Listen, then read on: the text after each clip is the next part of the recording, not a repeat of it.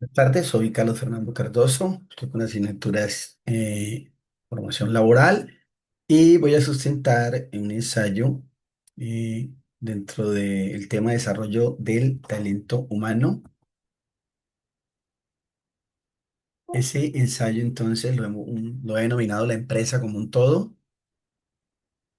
Índice, empresa tradicional a que se enfrentan estas empresas, gestión del talento humano y gestión de competencia, el científico maldito, propuesta maestra o estrategia global, teoría general de sistemas, la planeación estratégica, pasos de la planeación estratégica, modelo de planeación estratégica, integración de los recursos humanos al sistema de planeación, los factores a tomar en cuenta en un proceso de cambio organizacional y las tipologías de cambio. Empecemos diciendo lo que nos dice Weber, que una empresa tradicional es una organización burocrática con estrictos roles, con estrictas reglas, todas bien definidas y con autoridad vertical. Palabras más, palabras menos, una empresa cerrada y son precisamente esas empresas tradicionales las que deben realizar cambios para adaptarse a las condiciones actuales de globalidad, de competitividad y de entorno cambiante. Pero ¿a qué deben enfrentarse específicamente? A los factores que más cambian en ese entorno, que son precisamente el entorno competitivo, muchas empresas en un océano azul devorándose, ¿m? Reconociendo que el océano azul es donde mi empresa tiene ventajas sobre las demás y puede ser única en el océano, o muchas empresas en un océano rojo, donde se devoran todas entre sí. El segundo factor es una estructura organizativa. Es esa la estructura organizativa que yo necesito para enfrentar ese entorno. Y el tercer factor son las prácticas concretas. ¿Qué hago internamente? Mi recurso humano a qué se dedica y eso a lo que se dedican me coincide no con mi estructura y con mi entorno competitivo. Drucker nos dice que sin la capacidad humana de imaginar, inventar y transformar, la empresa no evoluciona. ¿Eso qué significa? Que pone la capacidad humana en el centro de cualquier estrategia, como lo vamos a ver adelante. Y nos recuerda al SM 2005 que los cambios más importantes se deben iniciar justo ahí, asumiendo lo que él llama el talento humano y las competencias que ahora vamos a definirlos. Eh, Alex 2005 nos dice que todo ser humano, que te digo que en nuestra empresa pues será un servidor, un trabajador nuestro, tiene competencia y tiene talento. El talento son los dotes intelectuales, lo que cuando llega a nuestra empresa, pues ya lo tiene incorporado el ingenio, la capacidad, la prudencia. Uno pudiese decir aquí que es la parte racional, pero también están las competencias, que son las características de personalidad y comportamiento que hacen a una persona exitosa en un puesto de trabajo. Sería el IQ, la capacidad de razonar, y al otro lado la inteligencia emocional. Solo si logro hacer una intersección entre estas dos, estaría hablando de gestión del talento humano y de gestión de competencias.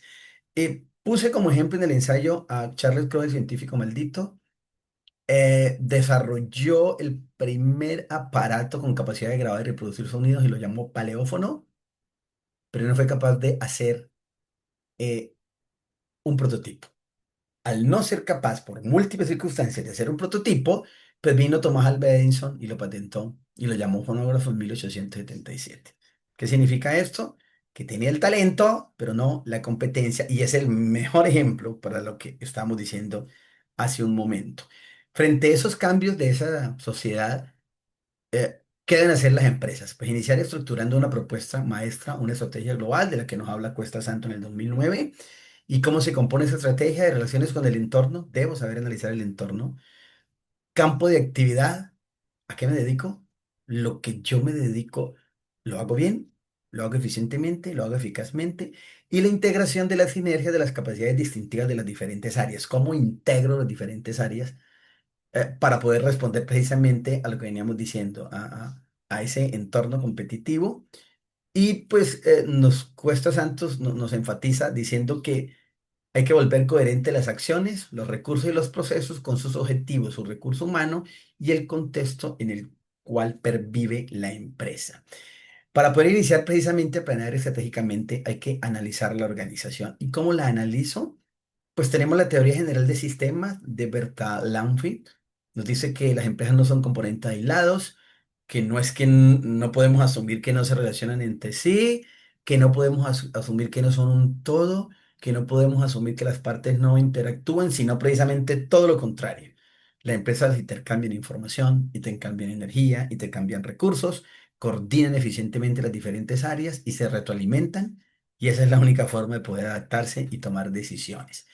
Caldera 2012 nos dice entonces que esa prevención estratégica empieza precisamente por tomar decisiones sobre los recursos que tengo, los recursos que voy a utilizar, sobre las políticas que me he planteado para conseguir mis objetivos. No puedo anquilosarme, no puedo pretender que una decisión no se pueda adaptar y no pueda cambiar. Es ejecutada por el más alto nivel. Significa que, desde luego que si viene de arriba hacia abajo, no significa que solo los de arriba sean responsables y que los de abajo solo cumplan funciones. Significa que la responsabilidad es de todo, desde el más alto hasta el más bajo. Si estamos hablando de la jerarquía de la empresa, tienen mayores niveles de incertidumbre frente a otros tipos de planeación, significa que los riesgos son más altos y como cubre periodos de tiempo más largos, pues sus efectos serán más irreversibles y de ahí la importancia de hacer una buena planeación. Paso de la planeación estratégica, precisamente el primero es ese, definir un esquema organizacional, quiénes son, cuántos son, hablando de recursos humanos, y hacer un análisis interno y externo, lo que conocemos comúnmente como DOFA. Ese análisis estratégico, entonces, debe llevarnos a hacernos preguntas que nos permitan establecer objetivos, estrategias y líneas de acción. Eso lo dice Colón Rodríguez, 2009. Y esos objetivos deben ser convenientes con la misión y misión, los puedo medir, debo poder establecer indicadores, deben ser realizables y deben ser aceptados por todos los miembros de la organización, deben ser motivadores y comprensibles. Yo diría que todos deben estar comprometidos y todos deben estar absolutamente concientizados de esos objetivos.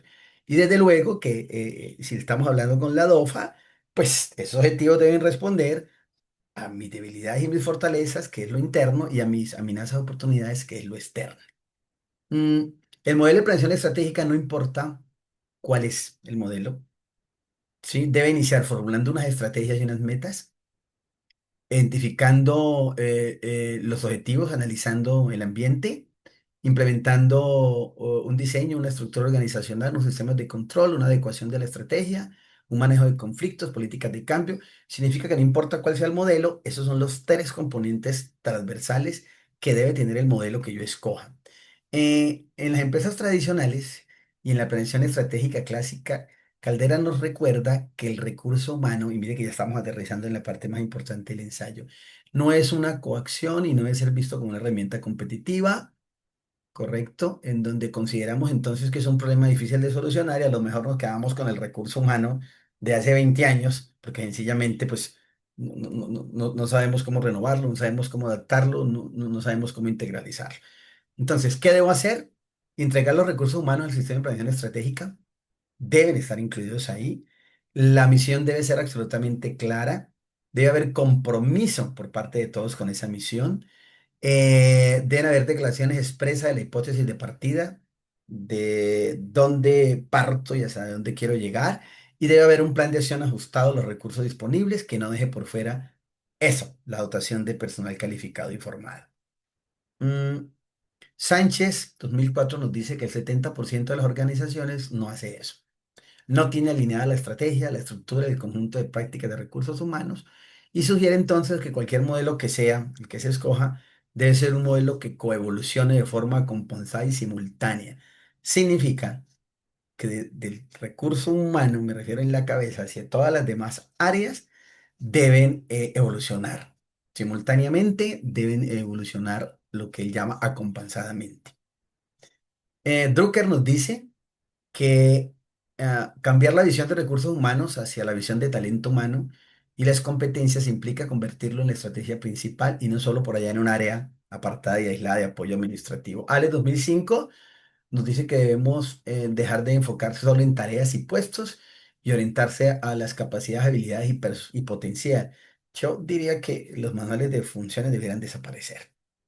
¿Correcto? Y de acuerdo al talento y a la competencia que tenga una persona, pues debiera ser adaptable e integrarlo a lo que la empresa requiera y no anquilosado cumpliendo unas funciones que a lo mejor ya la empresa ni las hace y no las hemos actualizado porque no hemos sido capaces de asumirlo. Y Caldera nos dice que entregar los recursos humanos con la estrategia organizacional es también un factor importante.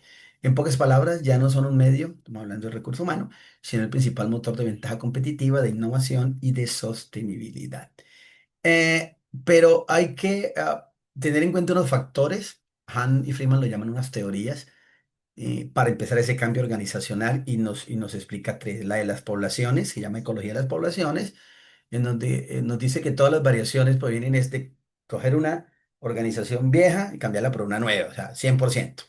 La teoría de la actuación racional, que considera los cambios como respuestas a los factores, a las oportunidades y las amenazas del medio ambiente externo, o sea, cómo me adapto a lo que hay afuera de mi empresa, el entorno competitivo, y la teoría de la transformación arbitraria, en la que los cambios son productos de reestructuraciones en los procesos internos. Yo diría que en ese orden sería la teoría de la actuación racional primero y luego la teoría de la transformación arbitraria. Existen dos tipologías de cambio, finalmente, un incremental que es superficial, sin interrupciones en la cultura, en la estructura organizativa, significa que la planeación estratégica mía me dice que, pues, que no es mucho a lo que me tengo que adaptar y que los cambios son menores, o un estratégico en los que los cambios son radicales y tienen efecto sobre el conjunto de la empresa. Yo creo que en este mundo tan cambiante, los cambios deberían ser estratégicos todo el tiempo. Bueno, ese era entonces la sustentación de mi ensayo, la empresa como un todo. Muchas gracias. Hasta luego.